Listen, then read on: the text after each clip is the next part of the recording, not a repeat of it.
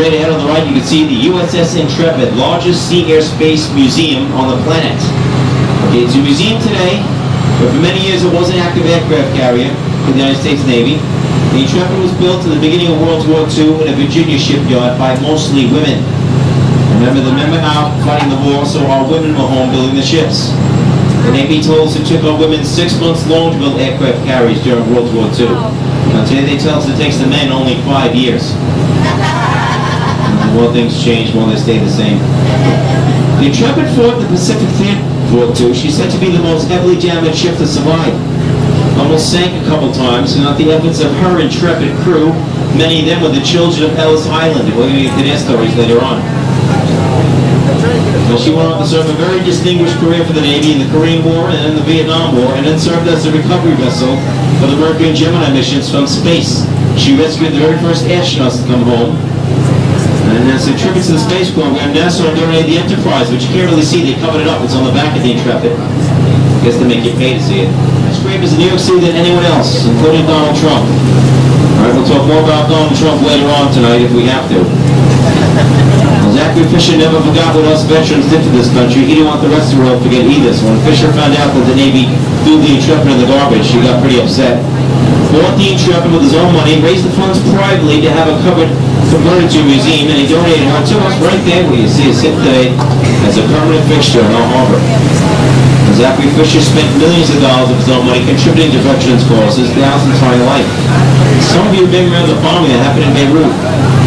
October 24th, 1983, a truck full of dynamite hit the Marine barracks, killed 278 of our service members. I remember that well. I was there. Zachary Fisher gave a $25,000 check to each of the families of those killed in that atrocity. In 1998, President Clinton awarded Zachary Fisher the Presidential Medal of Freedom. The highest award a civilian can earn, what we should all be inspired to go out and achieve. And shortly after that, Zachary Fisher passed away. We're not going to forget Mr. Zachary Fisher, that the wonderful city that's behind you on the Manhattan skyline with his skyscrapers we're going to see tonight. Another one on the Intrepid that we hope you're never going to visit while you're here in New York City. A nice tribute to the veterans of this country as well, to a great military philanthropist, Zachary Fisher. President George H.W. Bush gave Zachary Fisher honorary museum, but funds raised privately from you guys. It's been closed since Hurricane Sandy because of the disaster. It knocked out a lot of the artifacts there. It'll be closed indefinitely, unfortunately. We try and get the Statue of Liberty open by the 4th of July, but like I said, they're going to try. Meanwhile, I want you to try and imagine what it must have been like back in those days. You had to save every cent you earned for 2 whole years, sell everything you own that you can't carry. The oldest statue in the world to date, all 305 feet of her. She's also the most photographed lady of all time, so get your cameras ready. You're going to answer this. Now, we're going to make a circle in front of her, so you'll be able to see her on both sides. So don't worry, you're not going to miss out on anything. I can do it up here. If you stand up, I'll get it. So again, don't try and shoot a picture through the glass. If you don't have the window open, get outside in the back or down in the front. It's off the back of the boat. You're going to see why we're in the most coveted spot of the harbor. From right here, you have the most photographic view of the greatest city of all time on one of the... With the sun is, you get the most magnificent view of the first and third largest downtowns of the world, 3 of the great wonders of the world. All in the same shop, the Statue of Liberty, Ellis Island, Governor's Island, is Staten Island.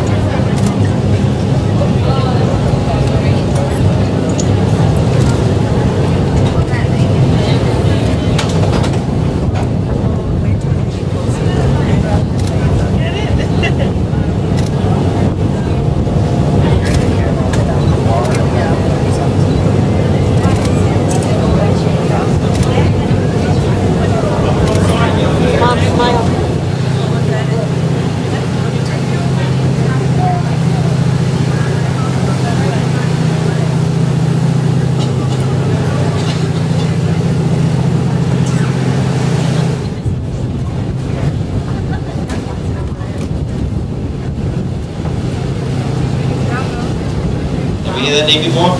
He hated the Marines. He kept jumping the fence. They finally locked him up in Castle William in a cell that was infested with mice. So to pass his time, he drew cartoons of mice all day long. Who do you think was born in Castle William? That's right, one of the most iconic cartoons in American history.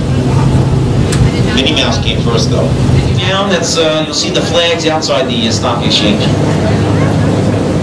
Or Wall Street, the Canyon of Heroes. It's where we had our first ticket tape parades in 1886. We were inaugurating the Statue of Liberty when it first went up. People that worked at Wall Street weren't given the day off, so they threw their streamers out the window, their ticket tapes. So it turned out to be a job action, which is a protest, and it turned out to be a tradition now. We have streamers. At the end of Wall Street, you'll see Trinity Church. It's one of the oldest churches in America, built in the late 1600s by the pirate, the notorious pirate Captain Kidd, provided the funds for Trinity Church, and they did that just before we hung them for piracy. And Trinity Church has a graveyard in Trinity words, "Don't give up the ship," in this War of 1812. He's buried there. Robert Fulton invented the steamboat. He's buried there. Founder of NYU, New York University, Albert Calton. He's buried there too. A lot of famous people in that graveyard. Pier 17 multi-level shopping mall, part of the whole historic South Street Seaport Financial District, Museum District, right next to the Financial District. You can see 3 tall masts of ships over here, folks. Last 3 of what used to be there. And people in Brooklyn like to come out to the promenade over here and watch people in Manhattan having fun. Also in Brooklyn Heights, you can see the Jehovah's Witness Watchtower. This is the world headquarters for the witnesses for many years. They moved upstate 4 years ago. So the middle class of workers that came from all over the world to this city to make us the greatest city of all time. Yeah, we go all to the Brooklyn Bridge. Now, if you got a Brooklyn Bridge, you gotta have a Manhattan Bridge. That's the next bridge we're going. I'd like to tell you guys when you come here. Bring money with you. BMW. We share the Manhattan Bridge with 3 different elevated subway lines. There's always one coming and going. You'll hear one now, so I'm going to tune out and let you guys take in that sound. That's a true, unique New York sound. So many cameras are on to capture. Listen up.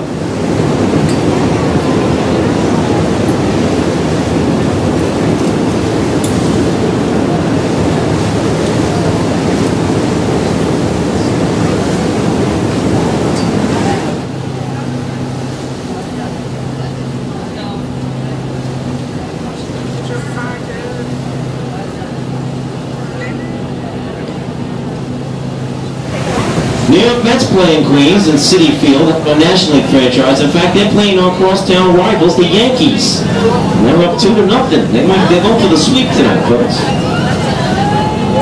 Queens also hosts Arthur Ashe Stadium, where the U.S. Open is for tennis every year. Belmont Racetrack, the largest racetrack in the world, that's in Queens. Final leg of the Triple Crown. Also, Aqueduct Racetrack is in Queens. Queens also has the most freestanding houses, and everybody that lives in Queens has a hyphen in their address. That little dash between the numbers clears up a lot of confusion in the post office. Alright, that's the UN. The last thing we see, the great big building right at the river's edge with the green windows facing us. You'll see no windows on the south side or the north side of the UN. The windows are only east-west. There's a reason for that. Want to know why? Nearly 200 countries belong to the UN. That's where they sit around and talk about the problems of the world. With the only views being east and west, nobody gets the advantage of a corner office. Everybody's view is the same. There's no special treatment. It's all equal. The UN is in America, but not America. The UN is its own sovereignty. So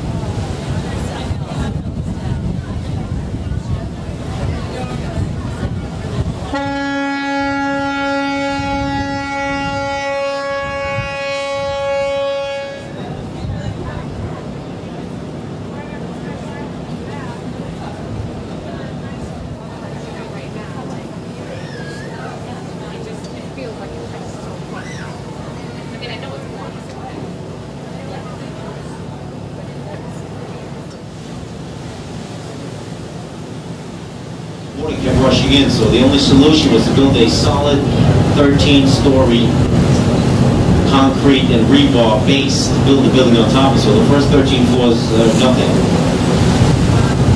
The 13 floors, then the office space starts. So there you can see that.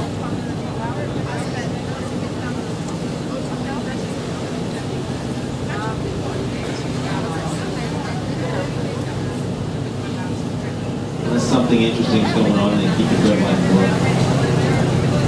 Changed the type of lights over this year. It had a different kind of glow to it. So the first year they had this new kind of, it has a neon look to it.